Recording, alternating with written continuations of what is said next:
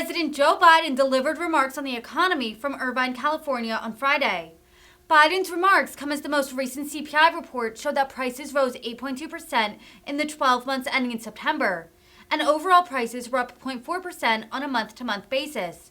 Republicans have blamed Democratic policies for inflation and a rocky economy. The Biden administration is attempting to combat those criticisms as Election Day nears, and has been touting the Inflation Reduction Act as a solution to combating high costs.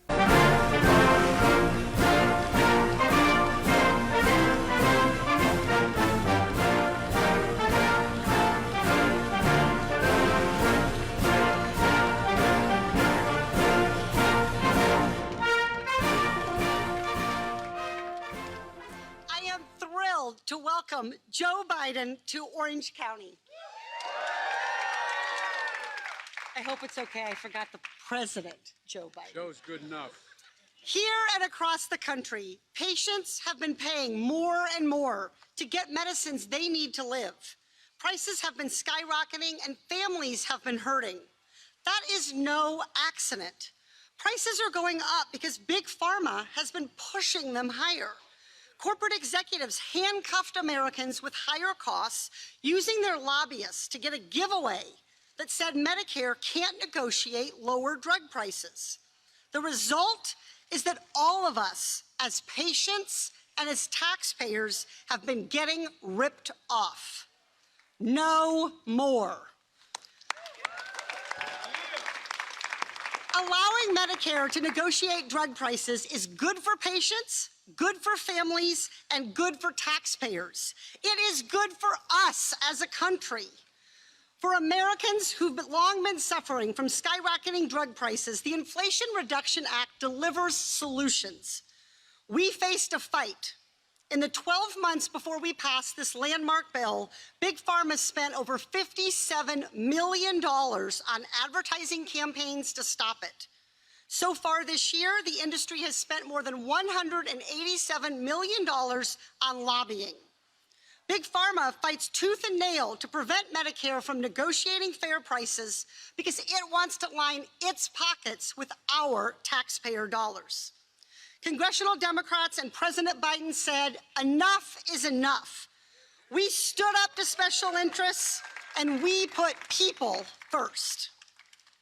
Every single Republican in Washington voted against patients, against families, and against taxpayers. In the Senate, Republican politicians voted to limit how much Americans can save on prescription drugs and to prevent all patients from getting insulin. And House Republican leader Kevin McCarthy has vowed that next term it's his priority to return Big Pharma's unchecked power to charge patients whatever it wants. That is a slap in the face to California families who are grappling with high costs. House Republicans are more interested in pointing fingers about inflation than they are in delivering solutions. Here is the stone-cold truth. Corporate greed worsens health outcomes, rips off taxpayers, and threatens our capitalist economy.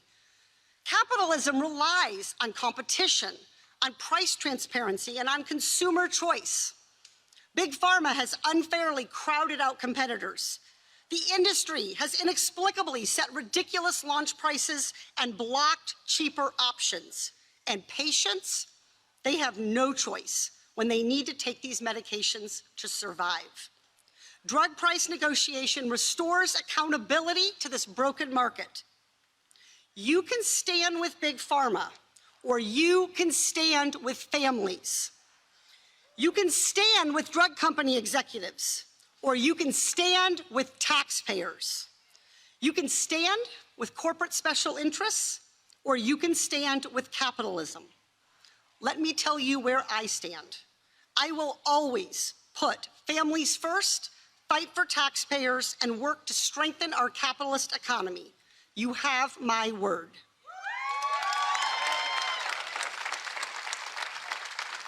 Now, I am honored to introduce someone who is no stranger to the fight against Big Pharma, my friend, Susan Meyer. Nope, I'm good. Well, good afternoon, everyone. My name, as Congresswoman said, Susan Meyer, and I grew up here in Orange County.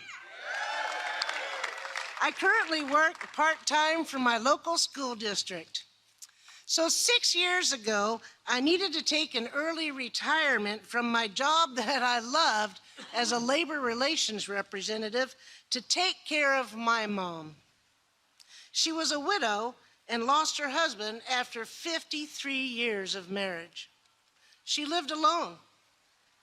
One day, my mom asked me to review her bank account as she was having a hard time making ends meet.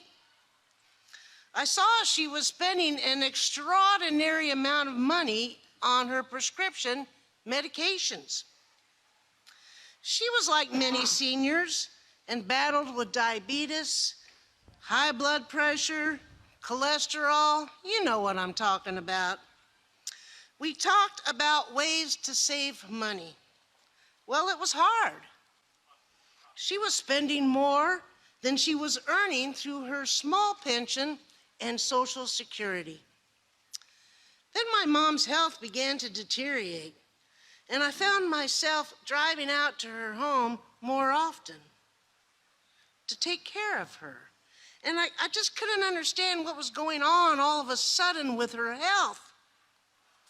Then one day she calls me up, my brilliant mother, right, who comes up with great ideas, and she said, "Susan, you don't have to worry about me anymore.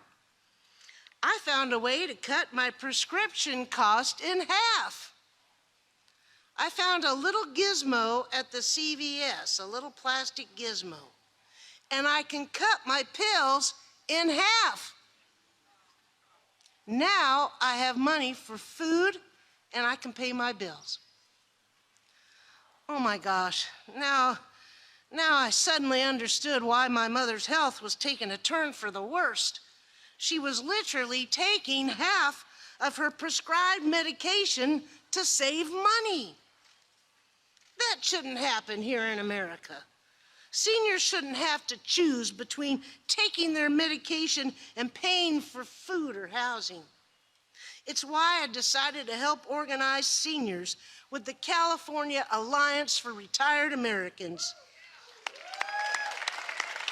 Some of our members are here today. Woo-hoo. Our goal is to maintain and improve Social Security and Medicare for all. And that's why I am so honored to introduce someone who is fighting to protect Social Security and Medicare every day. Someone who signed the Inflation Reduction Act into law, which will lower the cost of prescription drugs for seniors and make health care more affordable. So most importantly, someone who understands the challenges facing working families. It is my honor to introduce to you the President of the United States, Joe Biden.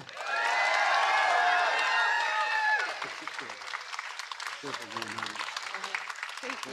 Thanks so much. Thank you.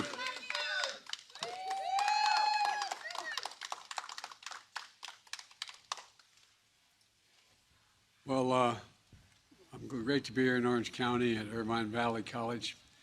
And Susan, thank you for that introduction. Please sit down, please. Thank you, if you have a seat. And well, thank you so much. Look, unfortunately, the story Susan told is not unique. And it's, you know, many, many families that are going through this. But before I begin, pouring into my discussion today, I look over there and I see free Iran. And I want you to know we stand with the citizens and brave women of Iran. For real. For real.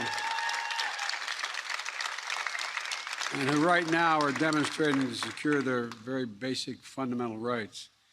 Women and men should have the right to freedom of expression and assembly, and women all over the world are being persecuted in various ways, but they should be able to wear in God's name what they want to wear. No one should be telling them what to wear. And Iran has to end the violence against its own citizens, simply exercising their fundamental rights. And, Masha Amini's death was, I've been doing foreign policy a long, long time. It stunned me what it awakened in Iran. It's awakened something that I don't think will be quieted in a long, long time. And so I want to thank you all for speaking out. I want to thank the Persian community here for being so vocal, and continue. It matters. That's one thing you don't have to tell me. You met my wife? I married up. I was one of those guys my whole life. I've been surrounded by women who've taken care of me. Maybe they're smarter than I am. My younger sister used to be 3 years younger than me. Now she's 23 years younger. There's not a single solitary Biden man that is younger than any Biden woman. And my wife, by the way, at a community college, my wife is teaching today. My wife is a full-time college professor at a community college. And look, I'm here today because I want to share the progress we're making to bring down the cost, healthcare costs for everybody. And thanks to Democrats in Congress like Lou and also Katie. And Katie's, Katie's just been a star. You can tell she's not passionate about much, and you can tell she's a retiring soul. But all kidding aside, a policy whiz who knows how to talk to folks, a fighter who's taken on the powerful special interest. And we've seen it all. No drug company executive wants to testify in Congress before Katie.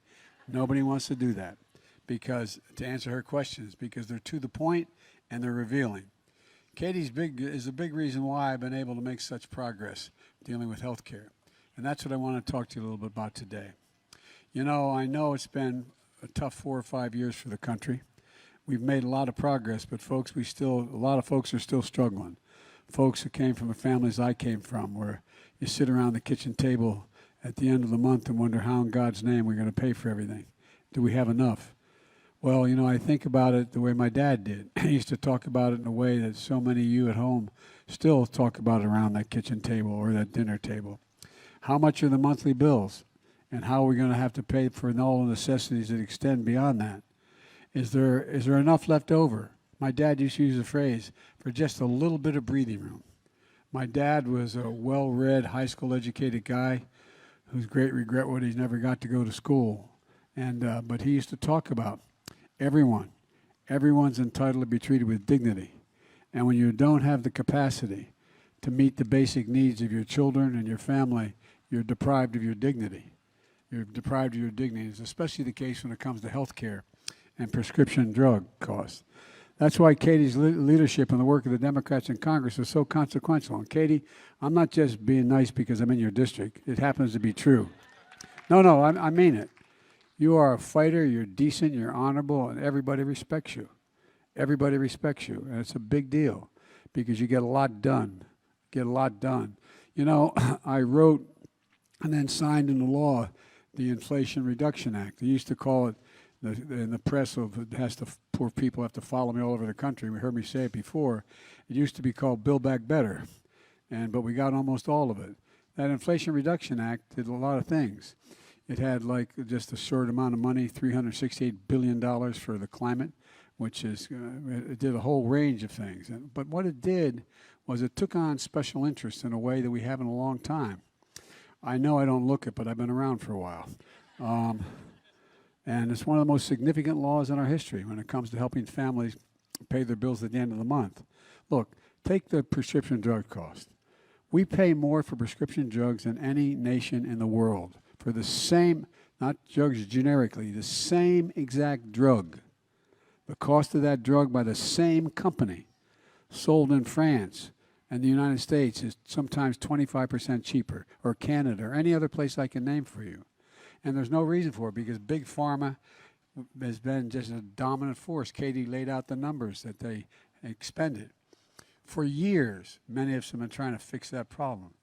Why is it that, for example, the VA can negotiate drug prices with pharma? They say, we're not going to pay you more than A, B, C, or D, X amount for the The only exemption written into the law was that Medicare cannot negotiate the price of a drug with the drug companies, where they make billions of dollars through Medicare. For years, Big Pharma stood in the way. And for years, there's been no check on how high or fast pharma can raise drug prices. When I ran for this office, I ran on this platform. It's just not right. This year, drug companies alone raised the price of more than 1,200 drugs. This year, this calendar year, raised the price on 1,200 drugs above the rate of inflation. Not a single additional bit of information was injected into that drug. Not any more experimentation. Nothing new. Same exact drug. Same drug. And it gets increased. 1,200 of them. 1,200. The average price increase for those drugs is over 30%. 30%. In 2022, the price for one blood pressure drug that millions of Medicare beneficiaries rely on increased by over 500%. Who in God's name do they think they are? They thought they were impervious. They had so much power. You think I'm joking? We've been trying, a guy like me has been around the Senate a long time, been trying to take them on forever. And they're powerful. And people were afraid to take them on. Another drug used to treat autoimmune conditions increased just this year by $1,000. By $1,000. This is outrageous. But this year the American people won. We took on Big Pharma and we beat them finally. We beat them finally. Now if Big Pharma tries to raise drug prices faster than inflation, they're going to have to write a check to Medicare to cover the difference. Now, instead of that money going in the pockets of drug companies, it's going to go into the pockets in the form of lower drug prices in America. There's more money at the end of the month to pay for groceries, to get your car repaired, to buy your grandson a birthday present, whatever it is. The Inflation Reduction Act gives Medicare the power to negotiate lower prescription drug prices. And seniors will see their out-of-pocket costs for drugs capped at $2,000 a year. If you're on Medicare, you cannot be charged more than $2,000 a year, no matter what drugs you get. I'm serious. It's a gigantic change. A gigantic change. My mother had the fortune of having two successful brothers and a sister. I was kind of that guy out, but anyway. But my mom lived with me after my dad died. And she used to sneak up to the drugstore to get her prescriptions because she didn't want us to know she didn't have enough money to pay for it. She wouldn't tell us. I'm not joking. I'm not joking. She didn't want anybody to know she did not have the money to pay for it. So finally went up and I made sure that whatever she had in her wallet, that's what the drugstore charged her because I gave them whatever they need. They had a card. My generic point is think of all the mothers and fathers out there like your mom was. All of them. Their pride is in the stake it well. These are the same people who taught us to stand up, don't complain, never explain in my house.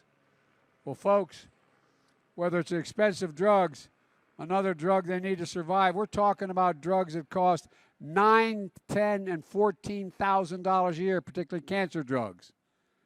The Inflation Reduction Act caps that cost and caps the cost of insulin.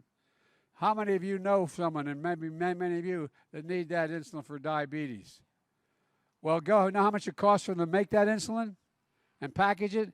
$10 dollars. $10 total. They're charging up to $400 to $1,000 depending on where you live for that drug. I was in Virginia about 4 or 5 months ago and doing a town hall, and a woman stood up and she started to cry. She said, My 2 kids have diabetes, and we have to cut the pills in half. We have to share the insulin. Excuse me. We have to share it.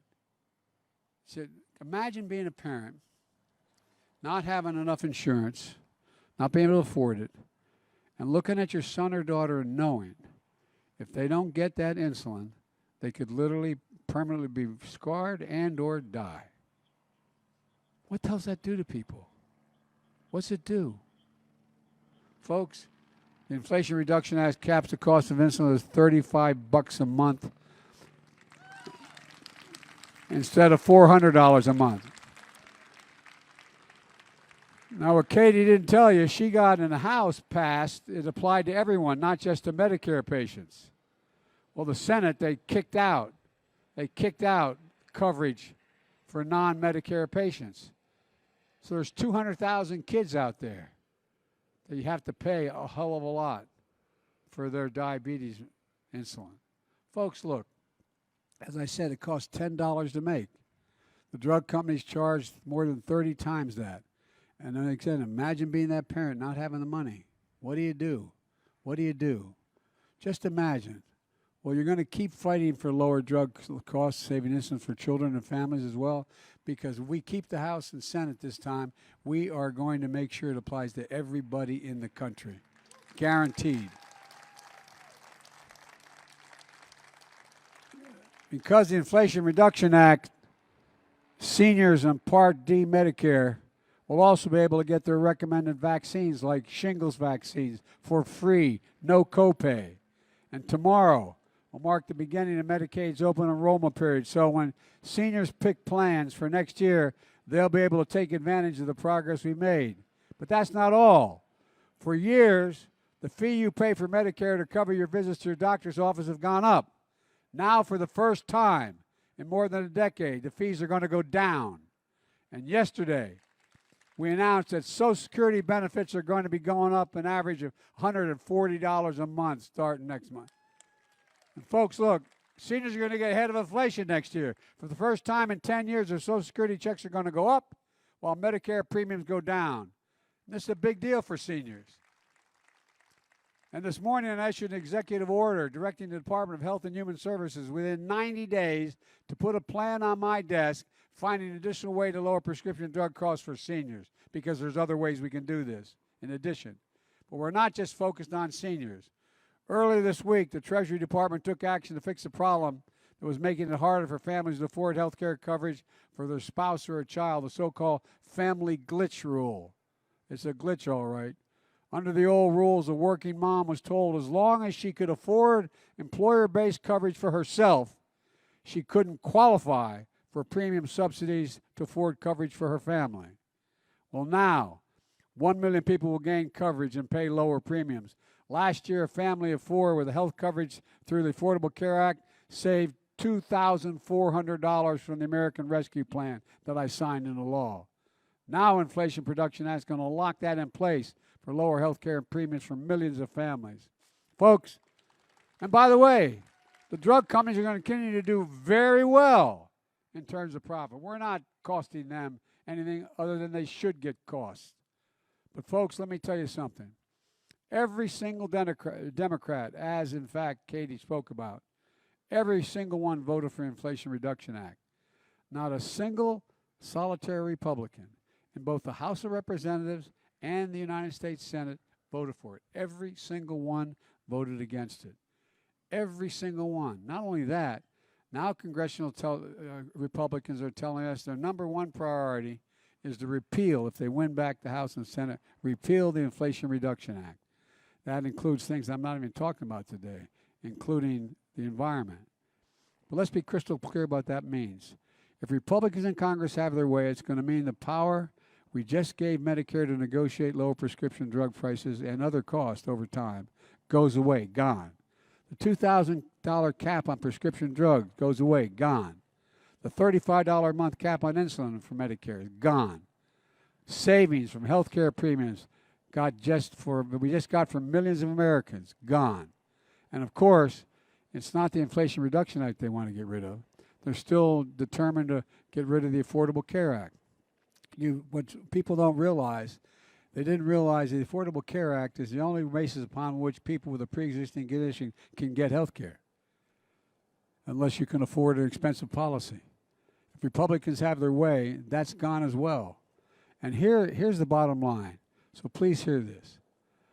When it actually comes time to do something about inflation around the kitchen table, Republicans in Congress are saying no. If Republicans take control, the prices are going to go up, as will inflation. It's this simple. Sadly, they go in further. Already a vast majority of the House Republicans have signed on to a Republican budget that's going to cut, hear me now, cut Medicare and Social Security. Cut it. Rick Scott, the senator from Florida, he's the head of the program to elect Republican senators. He's proposed a plan to put Social Security and Medicare in the chopping block every 5 years. If you don't vote for it again, it goes away. That means every 5 years, Congress will vote to cut, reduce, or completely eliminate Social Security and Medicare. And then there's Ron Johnson, the senator from Wisconsin. He thinks every 4 years, this is the God's truth. Did we have the pamphlets out here, that their pamphlets? Take a look at it. Their words, not mine. He thinks every 5 years is too long to wait. So he wants Social Security and Medicare to be in the chopping block every single solitary year. If Congress doesn't vote to keep it, it goes away. It goes away. Not just Social Security and Medicare. He wants to put veterans' benefits and everything else in the federal budget at risk. Folks, let me close with this. Over the last few years, we've faced some of the most difficult challenges in our history. But we're making real progress. We got a long way to go. But we're making real progress helping folks get a little more breathing room. Despite the opposition from some of the most powerful special interests in the nation, we're lowering health care costs and strengthening Medicare. And we're fighting for folks who need our help. It's one of the reasons why I'm so optimistic about America's future. We just have to remember who in God's name we are. This is the United States of America. No. Not a joke. Look, there's not ever been a damn thing we can't do, and we've set our mind to it. Name me something we've ever tried to... You're smiling, but name me one. Name me one thing we've ever tried to accomplish that when we did it together, we haven't been able to do it. There's nothing beyond our capacity. And that's the God's truth. Think about it. And the American public over the last 5 years has begun to lose hope that it's within our power to do almost anything. But we really can. But we've got to stick together. And I don't care whether you're a Democrat or Republican or an independent. The idea that people can charge 30, 40, 50, 60 times what it costs to make a drug, it just makes no sense when there's no alternative. It's not like you raise the price on a Chevy 10 times, you still can't go buy a Ford. I'm not joking. Well, there's no options. So, folks, I want to thank Katie for her incredible work, and I mean it. She is incredible in what she does. I mean it, Katie. And I want to say to all of you, God bless you all, and may God protect our troops. Thank you.